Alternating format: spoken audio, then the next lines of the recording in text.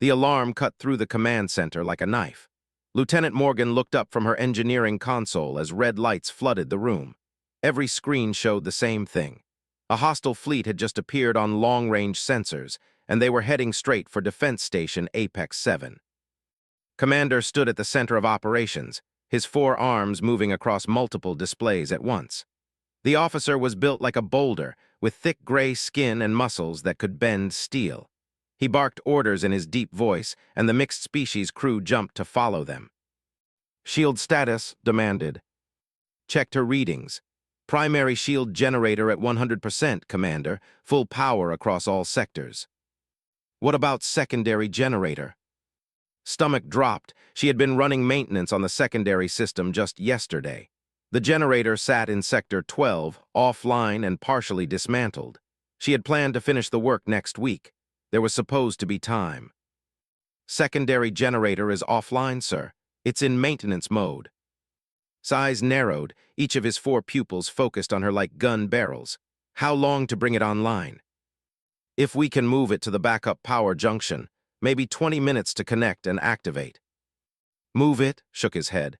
That generator weighs 840 kilograms. The gravity in that sector is damaged. It's running at 1.4 times normal. Knew the numbers. She had been working in that sector for days. The gravity compensators had failed during the last attack and repairs were scheduled for next month. Walking through that section felt like moving through thick mud. Every step took effort. But she also knew something else. Earth's gravity was higher than most coalition worlds. The station's normal gravity was only 85% of what she grew up with. Even at 1.4 times station normal, it was barely more than home. I can do it, said. Give me an rig and I'll have that generator moved in 15 minutes. The command center went quiet. Specialist with silver skin and too many teeth laughed out loud. A human, Commander, humans break under pressure. Everyone knows this. Their bones are hollow like birds. Their muscles tear like wet paper. Felt her jaw tighten. She had heard this garbage for 2 years. Every species in the coalition seemed to think humans were made of glass. They pointed to studies and reports that called Earth a moderate world. They ignored the fact that Earth's gravity was higher than 70% of coalition planets. They forgot that humans evolved chasing prey until it collapsed from exhaustion. I'm not a bird, said, keeping her voice level. I'm an engineer who knows that generator inside and out, and I'm from Earth. We handle gravity just fine. Studied her for a long moment. Lieutenant Ben Hayes, report to command. A minute later, Ben walked in. He was closest friend on the station, another human engineer who had dealt with the same dismissive attitudes. He glanced at, then at. Sir, tell me honestly, Hayes, can a human move an 840-kilogram generator through high gravity? Ben looked at, she could see him doing the math in his head. Finally, he nodded. Yes, sir, it would be hard but possible. Humans are stronger than most species give us credit for. Our world made us that way. Made a disgusted sound. This is foolish. Send the warriors. They are built for strength. Considered this. Assemble a 4-person team. Full combat gear. You have 25 minutes to move that generator and bring it online. If you fail, we evacuate Sector 12. 3,000 personnel will be moved to emergency shelters. The team assembled quickly. They were impressive warriors, each one towering over by at least a meter. Their muscles bulged under their armor. They looked at the mission briefing and nodded confidently. This would be easy for them. Watch them march toward Sector 12. Ben stood beside her, arms crossed. They're going to struggle, Ben said quietly. I know. Won't admit it, but evolved on a low-gravity world. 0.6 standard. That damaged sector is going to hit them like a wall. Pulled up the security feed on her tablet. The team entered Sector 12, and she watched their confident strides slow immediately. The lead warrior reached the generator and gripped the handles. He pulled. The generator shifted slightly, then stopped. 3 minutes passed. They managed to drag the generator 20 meters. Then one of them fell to his knees, gasping. Another leaned against the wall, his breathing labored. On the command center screens, their vital signs flashed yellow warnings. His expression darkened. Status. The team leader's voice came through strained. Sir, the gravity is too much. We need rest. You don't have time for rest. The fleet will be in weapons range in 18 minutes. Made a decision. She didn't ask permission. She didn't wait for approval. She simply stood up and walked toward the equipment locker. Ben followed her. "What are you doing?" "What I should have done from the start." She grabbed a tool belt and a portable power cell. She left the rig hanging on the wall. The damaged corridors would never accommodate the bulky frame. "Is going to be furious." "He can be furious after I save 3,000 lives." Took the maintenance access route. It was faster and avoided the main corridors where would spot her. Her heart pounded as she ran, but not from fear, from excitement, from purpose. This was what she trained for. This was why she joined the coalition. She reached Sector 12 through a side entrance. The gravity hit her immediately, like someone had filled her clothes with sand. Every movement required more effort, but it wasn't impossible. It wasn't even close to impossible. She had loaded hay bales in gravity like this on her family's farm. She had carried equipment up hills during basic training. This was hard, but hard was something humans understood. The team sat near the generator, defeated. They looked up as approached, confusion on their faces. "Lieutenant Morgan, you should not be here," the team leader said. "Neither should you. Get to your defensive positions. I'll handle this." "That generator is too heavy for a human." Walked to the generator and gripped the handles. They were cold under her gloves. She planted her feet, bent her knees, and pulled. The generator moved, not much, just a few centimeters, but it moved. She adjusted her grip and pulled again, another few centimeters. They stared, looked back at them and smiled. "Go protect the station, I've got this." They hesitated, then left, heard their heavy footsteps fade down the corridor. She was alone with 840 kilograms of stubborn metal and a ticking clock. Her communicator crackled. "Morgan, return to your post immediately." His voice was ice. She ignored him and pulled again. The generator scraped across the floor. 15 centimeters this time. She was getting the rhythm now. Pull with the legs, not the back. Use the floor for leverage. Keep breathing steady. Pulled the generator another meter. Then another. The muscles in her legs burned, but she kept moving. She had dragged hay bales across fields. She had moved furniture upstairs. She had carried wounded soldiers during training exercises. This was just another heavy object that needed to go from point A to point B. Her communicator buzzed again. This time it was Ben. "I've got your back. Is losing his mind up here, but I'm feeding him your biometric data. Your heart rate is elevated but stable. You're doing fine." "Thanks, Ben. How much time?" 15 minutes until they're in weapons range. You've moved the generator about 40 meters. You need to pick up the pace." Wiped sweat from her forehead. The high gravity made everything harder, including simple movements like raising her arm. But she had a rhythm now. Grip, plant, feet, pull. Grip, plant, feet, pull, like a machine, like the tractors back home that pulled plows through hard soil. Slow but steady. The corridor stretched ahead of her. Emergency lights cast everything in red. The walls showed scorch marks from the last battle. Some panels hung loose, exposing wires and pipes underneath. The air smelled like burnt plastic and ozone. She pulled again. The generator's wheels were designed for smooth floors, not damaged corridors. Every crack and dent in the floor made the load harder to move. Hands were already aching inside her gloves. She could feel blisters forming on her palms. Good. Pain meant she was pushing her limits. Pain meant she was alive. "Commander wants you to abort and return," Ben said through the comm. "He's ordering you." "Tell him I'm a little busy." "He's really angry. He's talking about disciplinary action." "He can discipline me after I save Sector 12. How are the—" "In medical, 2 of them passed out. The other 2 need oxygen assistance. Their bodies aren't built for this."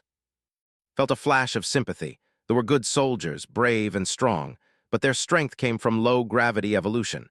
They could lift incredible weights in .6 gravity, but anything higher crushed them. Meanwhile, humans evolved on a world where the air was thick, the gravity was heavy, and everything wanted to kill them. Earth made humans tough in ways the galaxy didn't understand yet. She pulled the generator around a corner. The corridor ahead was partially blocked by a fallen support beam. It hung at an angle, leaving just enough space to squeeze through.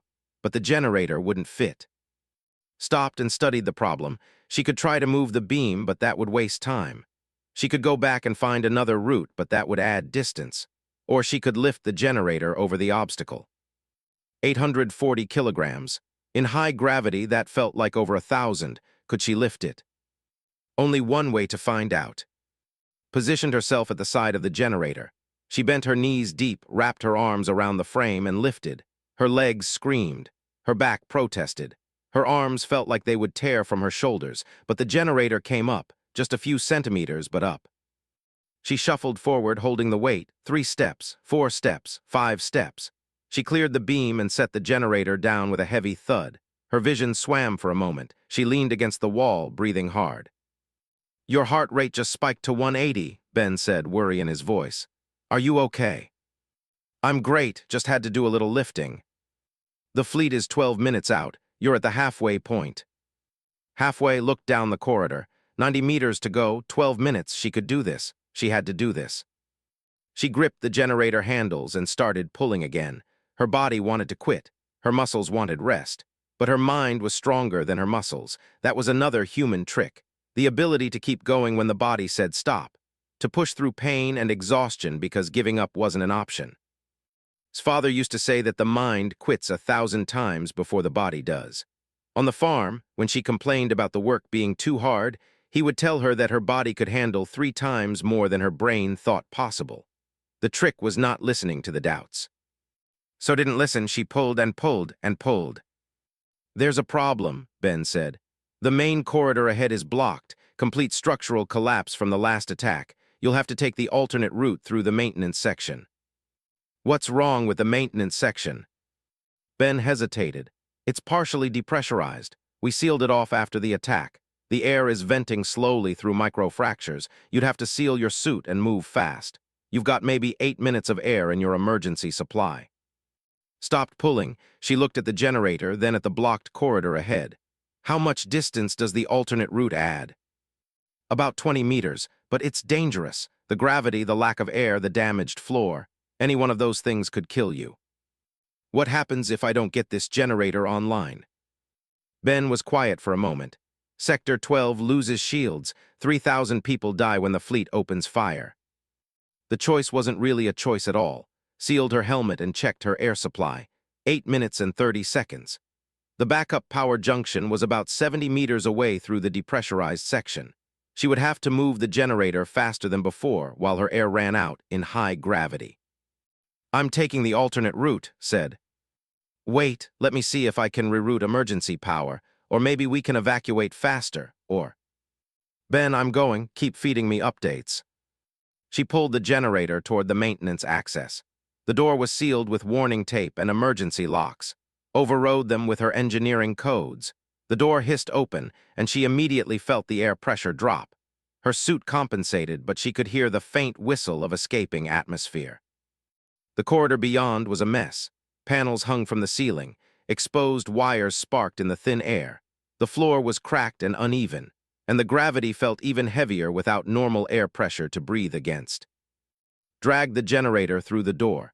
It was harder now. The wheels caught on every crack. The thin air made every breath feel insufficient, even though her suit was feeding her oxygen.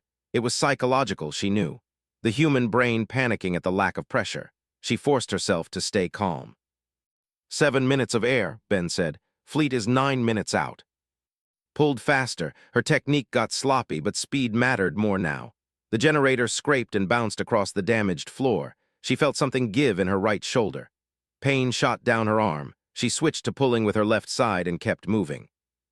6 minutes of air. The corridor seemed endless. Red emergency lights flickered. Sparks from damaged systems lit up the thin atmosphere in brief flashes.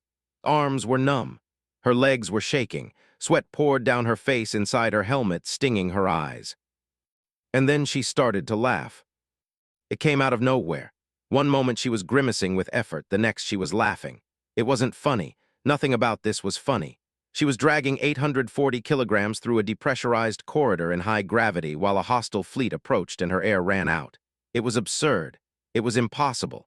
It was exactly the kind of stupid situation humans always found themselves in. "Are you okay?" Ben sounded alarmed. "Your vitals are all over the place and I'm hearing laughter. Are you losing oxygen? Are you going hypoxic?" "I'm fine," said between laughs. "I just realized something." "What?" "They said humans break under pressure, but we're from Earth, Ben. We evolved in pressure. This is just another day." She pulled the generator harder, the laugh becoming her rhythm. Pull and laugh, pull and laugh. The absurdity fueled her. The impossibility pushed her forward. Because humans didn't break under pressure, they laughed at it. 4 minutes of air, you're almost through the depressurized section. Could see the far door ahead. Safety, normal atmosphere. She pulled with everything she had left. Her vision narrowed to a tunnel, her hearing dimmed. All that existed was the generator, the door, and the burning fire in her muscles. 3 minutes of air. Almost there, 20 meters, 15 meters, 10 meters. 2 minutes of air, come on. 5 meters. She reached the door and slapped the emergency open button. The door slid aside and normal air rushed in, dragged the generator through and collapsed against the wall, gasping. Her suit registered the pressure change and adjusted. Sweet, thick air filled her lungs, pulled the generator down the final corridor. Every meter felt like a kilometer. Her body had moved beyond pain into a strange, numb state where nothing quite felt real. She knew she was injured. She knew she was at her limit. But she also knew she was close. The backup power junction was just ahead, a large panel built into the wall with multiple connection ports. It was designed for emergency situations exactly like this. All she had to do was connect the generator and activate it. Simple, except her hands were shaking so badly she could barely grip the handles. 5 minutes until weapons range, Ben said through the comm. Command center is watching your feed, everyone is watching. She didn't care about being watched. She cared about the 3,000 people in Sector 12 who were counting on her, whether they knew it or not. She cared about proving that humans belonged in the coalition. She cared about finishing what she started. Dragged the generator the last few meters and positioned it in front of the junction. She leaned against the wall for a moment, catching her breath. The high gravity pressed down on her like a physical weight. Her legs trembled. She could feel her heartbeat in her temples, fast and hard. 4 minutes, Ben said quietly.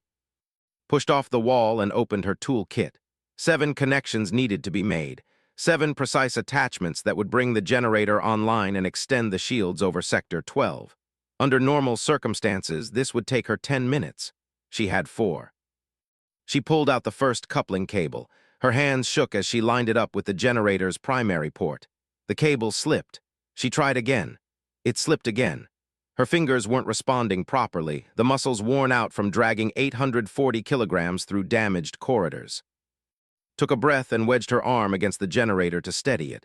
She used her left hand to guide while her right hand pushed. The cable clicked into place. 1 down, 6 to go. 3 minutes, 30 seconds. The second and third connections were data links. Smaller, more delicate, had to remove her gloves to handle them properly. The moment she did, she saw the blood. Her palms were raw and bleeding. Blisters had formed and popped, leaving exposed skin. The cold air of the corridor stung the wounds. She ignored it and worked, thread the cable through the port, align the pins, push until it locks. Her bloody fingers left red marks on the white cables, but the connections held, 2 and 3 done. 3 minutes. The fourth connection was the safety bypass. It required a special tool to unlock the port. Fumbled through her tool belt with numb fingers. Where was it? She had grabbed it, she knew she had. There, the small hex key. She fitted it into the port and turned. The lock released. She pulled the safety bypass cable and connected it. 4 down, 3 to go. 2 minutes, 30 seconds. The fleet is charging weapons. Vision blurred for a moment. She blinked hard, trying to focus. The fifth connection was the coolant line. It was stiff from the cold, resistant to bending. She had to use both hands to force it into position. The high gravity made even this simple task exhausting. Her injured shoulder screamed as she put pressure on it, but the line connected with a satisfying click. 5 down, 2 to go. 2 minutes. The sixth connection was a thick power cable. It was heavy and unwieldy, dragged it from the generator to the junction. Her arms felt like rubber. She lined up the connector with the port, but her hands were shaking too much. The connector missed the port and scraped against the wall. She tried again, missed again. You've got this, Ben said. His voice was steady, calm. Just breathe, line it up and push. Braced the cable against her body. She used her weight instead of her strength. The connector found the port and slid home. She twisted the lock and it sealed. 6 down, 1 to go. 1 minute, 30 seconds. The last connection was the master control. It was a simple plug, but it had to be precisely aligned or the generator wouldn't activate. Picked it up with her bloody, trembling hands. The plug felt slippery. She wiped her hands on her suit, leaving red streaks, and gripped it again. She positioned it above the port. Her hands shook. The plug wavered. She closed her eyes for a moment and thought about home. She thought about her father telling her that the mind quits before the body. She thought about all the times she had been told humans were too weak, too fragile, too soft for the galaxy. She opened her eyes and pushed the plug home. It locked into place with a solid click. Done, said, activating now. She hit the power button on the generator. For a horrible moment, nothing happened. The screen stayed dark, no hum of power, no lights. Then the generator came to life. The screen flickered on, showing system diagnostics. The hum of power filled the corridor, pulled up the shield's status on her wrist display. Sector 12 went from red to yellow to green. The secondary shields were online. Shields confirmed, Ben shouted through the comm. You did it, Sector 12 is protected. Slid down the wall until she was sitting on the floor. Her legs simply stopped working. Her whole body felt like it weighed 1,000 kilograms. She leaned her head back against the cold metal wall and closed her eyes. 1 minute until weapons range, Ben said. The fleet is spreading into attack formation. Through the station's structure, felt the vibration as the defensive weapons powered up. She heard the distant thrum of the primary shield generator ramping to full power. The station was ready, because she had dragged a generator 200 meters through hell, because she refused to quit, because she was human and humans didn't break under pressure. 30 seconds. Opened her eyes and looked at the generator humming beside her. It looked so simple now, just a metal box with cables and lights, but getting it here had been anything but simple. It had required every bit of strength, stubbornness, and stupidity that humans were famous for. Fleet is in range, they're firing. Even deep in the station heard the impact. The shields took the hits and held. Energy weapons splashed against the barriers like water against glass. The station shook, but Sector 12 remained protected. 3,000 lives saved. Communicator crackled. It was Commander. Lieutenant Morgan, report your status. Looked at her bloody hands, her damaged suit, her shaking legs. She thought about the 200 meters of hell she had just dragged a generator through. She thought about saying humans break under pressure, and she laughed again. Status is mission accomplished, Commander. The generator is online. Sector 12 has shields. There was a long pause. How? It was a simple question with a complicated answer. How did a human move 840 kilograms through high gravity and damaged corridors? How did she survive a depressurized section with minutes of air? How did she make 7 delicate connections while her hands bled and her body failed? But gave him the simple answer. Because I'm from Earth, sir, and Earth doesn't make quitters. Another pause, then said, medical teams are en route to your location. Stay where you are. Not planning on moving anytime soon, Commander. The comm clicked off, sat there listening to the sounds of battle. The station's weapons fired back at the fleet, shields held on all sections. No one was dying in Sector 12. The mission was complete. Ben's voice came through, softer now. Everyone in the command center is silent. They watched your biometrics the whole time. Your heart rate hit 180. Your oxygen consumption was off the charts. Your muscle stress indicators were in the red for 15 minutes straight. Any other species would be dead. Most would have been unconscious after the first 50 meters.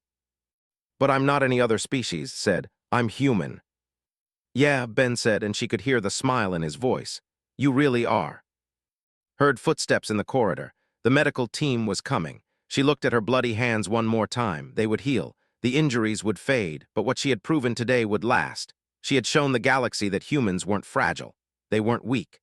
They were survivors from a world that tried to kill them every day, and that made them strong in ways the soft worlds could never understand. The medics arrived with a stretcher. Tried to stand, but her legs wouldn't cooperate. 2 medics, both human, lifted her gently onto the stretcher. You're insane, Lieutenant, one of them said, in the best possible way. Smiled, just doing my job. Woke up to white lights and the smell of antiseptic. Her whole body ached like she had been hit by a transport ship. She tried to move her hands and immediately regretted it. Pain shot up both arms. Her right shoulder felt like it was on fire. Easy there, a familiar voice said. You've earned the right to stay still for a while. Turned her head slowly. Dr. Lisa Winters sat beside the bed, reviewing a medical tablet. She was one of only 3 human doctors on the station, and she looked both impressed and annoyed. How bad is it? Asked. Her voice came out rough. You have severe muscle strain in both arms and legs. Your right shoulder has a partial tear in the rotator cuff. Minor stress fractures in 3 fingers on your right hand. Dehydration. Exhaustion. Oh, and your hands look like you tried to sandpaper them down to the bone. Lisa set down the tablet and looked at with a mix of concern and respect. Any other species would have died attempting what you did. Most would have been dead after the first 100 meters. But I'm not dead. No, you're not. You're human, which apparently means you're too stubborn to die when you should. Lisa stood and checked the monitor above's bed. You'll make a full recovery, 2 weeks of rest, physical therapy for the shoulder, and you'll be back to normal. Well, normal for someone who drags industrial equipment through damaged corridors like it's a casual workout. Managed a weak smile. When can I get out of here? When I say so, which won't be today. Lisa paused, then added more gently, You saved 3,000 lives. Everyone on this station knows it. Take the time to heal. You've earned it. The door to the medical bay slid open. Ben walked in, carrying and looking like he hadn't slept. His face broke into a huge grin when he saw Awake. There she is, the human who made the entire command center shut up for 20 minutes straight. He pulled up a chair and sat down. Do you have any idea what you did? You broke every expectation the Coalition had about humans. You made speechless. You made look like an idiot. How's the station? Asked. Intact. The fleet retreated after their first attack failed. Our shields held perfectly, including in Sector 12. 0 casualties. All because you dragged a generator 200 meters through conditions that should have killed you. Tried to sit up, but her body protested immediately. She settled back down. What about from the team? Are they okay? They're fine, embarrassed, but fine. They keep asking about you. They can't believe you succeeded where 4 of them failed. Ben leaned forward. You need to understand what happened. Your biometric data went to every screen in the command center. Every species representative saw it. Your heart rate, your oxygen levels, your muscle stress. The medical officer kept saying it was impossible, kept insisting the equipment was malfunctioning, but it wasn't. They watched a human push through limits that would kill anyone else. I just did what needed to be done. That's the thing. For you, it was just another task. For everyone else, it was impossible. Do you know what the Galactic Coalition's strength assessment rates humans at? Class 4, medium-low strength, moderate endurance. After today, they're going to have to rewrite the entire assessment. The door opened again. This time it was Commander. The officer stood in the doorway for a moment, all 4 eyes studying. Then he entered and stood at attention beside the bed. Lieutenant Morgan, I owe you an apology. Blinked in surprise. Commanders didn't apologize. It went against their culture. For to say those words meant something significant had changed. I underestimated you, continued. I underestimated your species.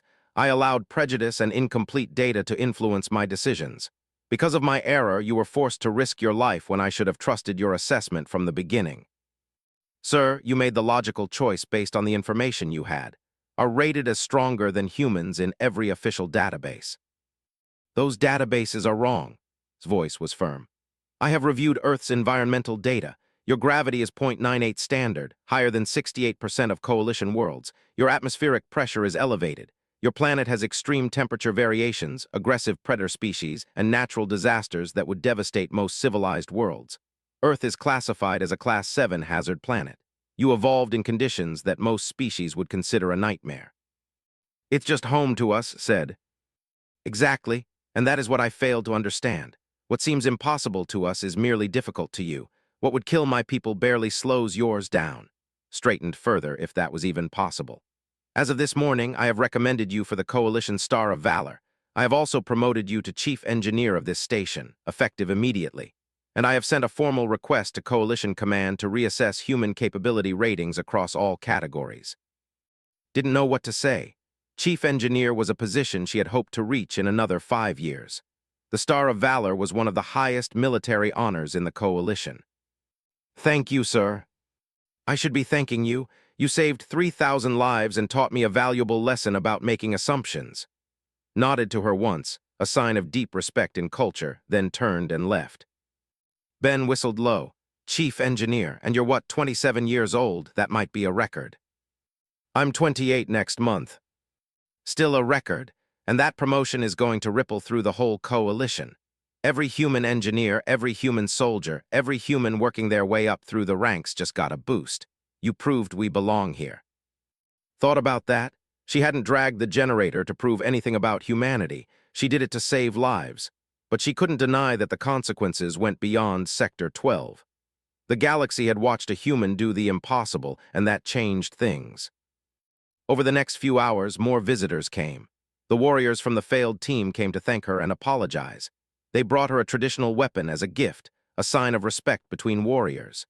2 engineers came to ask her about human training methods. A group of young officers, mixed species, came just to see the human who laughed while dragging 840 kilograms through high gravity. But the most surprising visitor came in the evening. Specialist entered the medical bay, moving slowly, his silver skin looking somehow duller than usual. He stopped at the foot of bed and didn't meet her eyes. "I was wrong," he said quietly. "Everything I said about humans was wrong. I watched your biometric data. I saw what you endured, and I realized that my species has been teaching incorrect information about yours for years. I have formally requested that our scientific academies review all human-related studies. I wanted you to know that." Studied him, had been openly hostile toward humans for as long as she had known him. He had made jokes about human fragility in front of others. He had dismissed human engineering suggestions in meetings.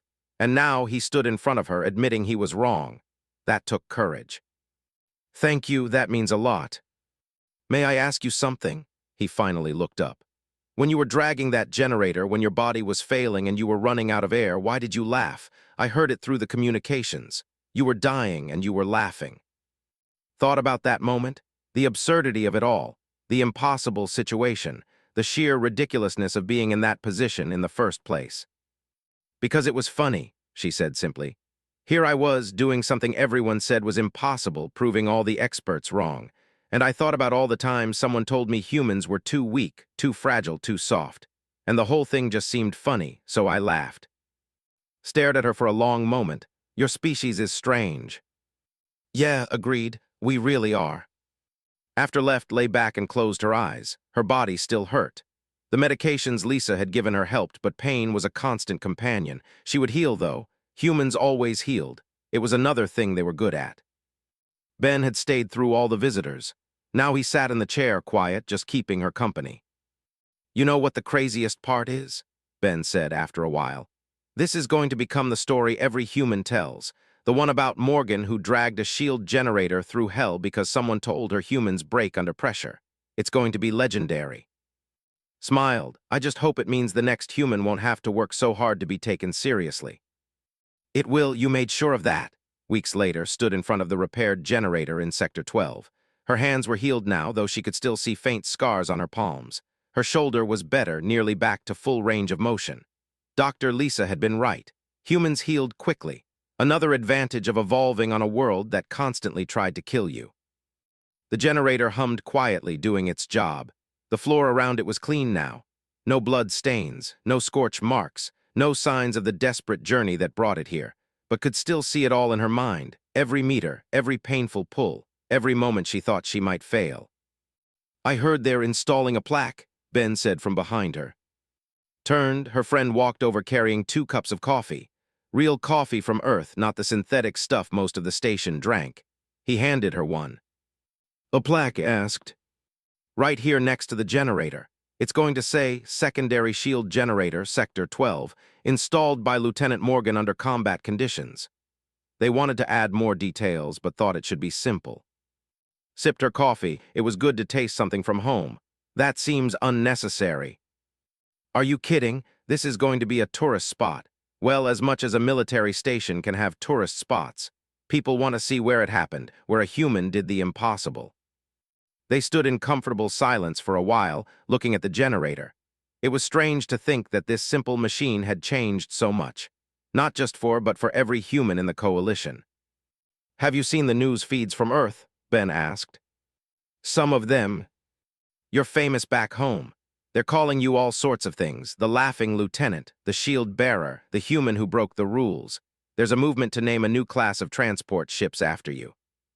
Laughed. "That's ridiculous. I just did my job." "You did way more than your job. You changed how the galaxy sees us."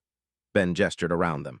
"Do you know how many human applications to the Coalition Defense Force have increased? 63% in 2 weeks. And it's not just military. Human engineers are getting requests from all over Coalition space. Research stations want us. Exploration ships want us. Even corporations are reaching out. Everyone wants humans now because they finally understand what we can do. I hope they're ready for disappointment when the next human can't drag generators through impossible situations. They won't be disappointed because every human has that same core. We all come from Earth. We all evolved in conditions that made us tough. You just showed the galaxy what that means in practice. The door to Sector 12 opened. Commander entered, followed by a small group of officers from different species. Recognized them as the station's department heads. Behind them came more people. Technicians, soldiers, administrators. The room filled quickly. Stepped forward, holding a small wooden box. Lieutenant Morgan, or should I say Chief Engineer Morgan, we are here to formally present you with the Coalition Star of Valor. Stood at attention. This was the official ceremony. The informal one had happened in the command center days ago, but Coalition protocol required a formal presentation with witnesses. Opened the box. Inside was a medal that seemed to shimmer with its own light. It was made from a rare crystal found only on the, shaped into a star with 7 points. Each point represented one of the founding species of the Coalition. It was given only for acts of extraordinary courage that saved lives. For actions above and beyond duty, for risking your life to save others, for showing the true meaning of courage, I present you with this honor. Carefully pinned the medal to his uniform. Then he stepped back and saluted. The entire room followed, dozens of hands raised in respect. Returned the salute. She felt the weight of the medal on her chest. It was surprisingly heavy for something so small. But then again, the responsibility it represented was heavy too. After the formal part ended, the gathering became more casual. People came up to congratulate, to shake her hand, to share their own stories. A young engineer told her that she had inspired him to take a more difficult assignment. A warrior thanked her for showing his species that strength came in many forms. But the most meaningful conversation came from an unexpected source. A human private, fresh from Earth, barely 20 years old, approached nervously. Chief Morgan, I just wanted to say thank you. For what? For making it easier for the rest of us. I arrived on station 3 days ago, and you know what happened? The sergeant who was supposed to train me actually seemed happy to have a human in his unit. He told me about what you did. He said humans are tougher than they look. That's never happened before. Usually we have to prove ourselves over and over, but you did it for all of us. Put her hand on the young private's shoulder. You'll still have to prove yourself. That never changes, but at least now they'll give you a fair chance. Just remember where you come from. Remember that Earth made us strong. And never let anyone tell you that you can't do something just because you're human. The private nodded, eyes bright with determination, then moved away. Ben appeared again at side. That kid is going to go far, Ben said. I hope so. I hope all of them do. The ceremony ended eventually and people filtered out. Stood alone in Sector 12 once more looking at the generator. Tomorrow she would take over as chief engineer officially. She would have a bigger office, more responsibility, a team of 30 engineers reporting to her. But tonight she wanted to remember this moment, this place, this machine that changed everything. She thought about the journey, the pain, the exhaustion, the moment when she started laughing because the situation was so absurd, and she realized something. She would do it again in a heartbeat, not for the medals or the promotion or the fame, but because that's what humans did. They saw people who needed help and they helped, no matter the cost. Her communicator buzzed, a message from her father on Earth. She had sent him a brief note about what happened, downplaying the danger. But somehow he had found out the real story. His message was simple. Your mother and I watched the news. We always knew you were strong. You get it from both sides. Take care of yourself out there. Earth is proud. We are proud. Love, Dad. Smiled and wiped her eyes. She sent back a quick reply, then walked toward the door. She passed the spot where the plaque would be installed. The spot where history was made. The spot where a human proved that the galaxy's assumptions about Earth were dangerously wrong. As she left Sector 12, she thought about the title some journalist had given her, the Laughing Lieutenant. She kind of liked it. It captured something essential about what happened, about the human response to impossible situations. You could break down, give up, accept defeat, or you could laugh at the absurdity and keep moving forward. Humans chose the second option, every time. Made her way to her quarters, feeling the pleasant ache of healing muscles. In the morning, she would start her new role. There would be new challenges, new problems to solve, new situations where humans would need to prove themselves. But that was okay. That's what humans were made for: challenges, problems, impossible situations. She thought about the hostile fleet that had attacked. They would be back eventually. They always came back. But next time the station would be ready. And next time they would know what humans were capable of. That knowledge alone might make them think twice. Before sleep, stood at the window of her quarters and looked out at the stars. Earth was out there somewhere, a small blue world that produced the toughest species the galaxy had met. A world that broke its inhabitants down and built them back up stronger. A world that taught its children that pressure was just another force to overcome. She touched the medal on her chest, then carefully removed it and set it on her desk. Tomorrow she would wear it officially. Tonight it could rest, just like she needed to rest. Heal, prepare for whatever came next. Because something would come next, it always did. The galaxy was a dangerous place, full of threats and challenges, but wasn't worried. She was human, and humans didn't break under pressure. They laughed at it. As she lay down to sleep, smiled one more time, remembering that moment in the damaged corridor when the whole situation became funny. When she realized that she was doing exactly what humans always did. The impossible, the insane, the necessary. Her last thought before sleep took her was simple. They said humans break under pressure, but pressure is just another word for home. The lights dimmed. The station hummed around her. And Morgan, chief engineer, coalition star of valor recipient, the human who dragged a generator through hell and laughed while doing it, slept peacefully. Tomorrow she would show the galaxy what else humans could do, but tonight she had earned her rest. And somewhere on Earth in a small farm town, her parents looked up at the stars and smiled. Their daughter was out there making humanity proud, one impossible task at a time. Thought about the 3,000 people in Sector 12 who went about their day, unaware how close they came to disaster. She thought about the future human engineers who would be given more trust and more opportunities. She thought about the galaxy slowly learning that humans were more than their database entries suggested. And she thought about Earth, that beautiful, deadly planet where humans learned to survive against all odds, where high gravity was normal, where pressure was just another challenge to overcome, where laughing in the face of danger was practically a survival strategy. They said humans break under pressure. She had proven them wrong in the most definitive way possible, and now the galaxy knew better. As they carried her down the corridor, she heard the calm chatter from the command center. The fleet was retreating. The station had held. Victory was theirs. And somewhere in that command center, aliens who had called humans fragile were learning a new lesson. Humans didn't break under pressure. Pressure was what shaped them, what made them dangerous, what made them laugh in the face of impossible odds. Closed her eyes and let herself rest. She had earned it. And when she woke up, the galaxy would see humans a little differently. She had made sure of that, one painful meter at a time. "I'm through," she managed. "How much farther to the junction?" 40 meters. You've got 6 minutes until the attack. You can do this." Looked at the generator. It looked heavier than before, like it had gained weight during the journey. Her hands were bleeding inside her gloves. Her shoulder was definitely injured. Her legs were barely responding. But 40 meters wasn't far, not really, not compared to what she had already done. She grabbed the handles again and started pulling, because that's what humans did. They kept going until the job was done, no matter what. "Morgan, that's an order." Kept pulling, 180 meters to go, 17 minutes until the attack. She could do this. She had to do this because that's what humans did. They looked at impossible odds and said, "Watch me." She dragged the generator another meter and allowed herself a small laugh. They said humans break under pressure. They were about to learn how wrong they were.